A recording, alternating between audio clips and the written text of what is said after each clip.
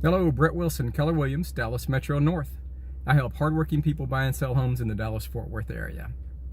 It's been my experience that most people, when buying and selling a house, realize that part of the process is negotiation. Also, my experience is, however, they're not fully aware of how much negotiation can and sometimes does take place in the average buy or sell of a home.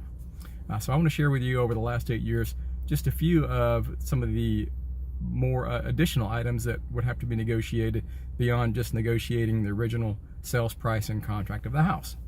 Item number one would be the appraisal. It happens more times than you might think that the house does not appraise at the price basically agreed upon in the original contract. And when this happens, both buyer and seller are going to want to renegotiate and come up with other terms, or maybe even cancel the contract. Item number two, extending the closing date. Unfortunately, more times than you may think, the original negotiated closing date cannot be met. One item that particularly causes this is maybe the lender, for whatever reason, cannot close on that date. It's not simply just moving the date from that point forward. If you're the buyer, then you're going to have to negotiate with the seller to get that date extended. It's not something that happens automatically.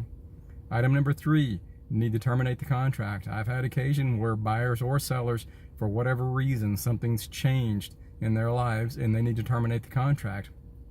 You don't simply just say, okay, hey, I want to terminate the contract, and the earnest money comes back. That's something that's going to have to be negotiated. Item number four, additional home repairs or home repairs on the home. After the buyer goes and has their home inspection, as long as they're within inside the option period, they can come back and ask for additional repairs. It's not something the seller has to do. It's something that needs to be negotiated. The next item would be negotiating the change of lenders midstream. On item number one, for whatever reason, say lender number one cannot make the date on closing, sometimes it's more prudent or expedient to change lenders. However, that's not an automatic thing. It's something that has to be negotiated. Basically, what I wanted to show you is that when you're buying and selling a house, negotiation oftentimes is a much bigger part of the contract in closing on the house than you may think. It's really important that you find an agent that has some experience, that's there to help you out and help you take care of any negotiations throughout the whole process.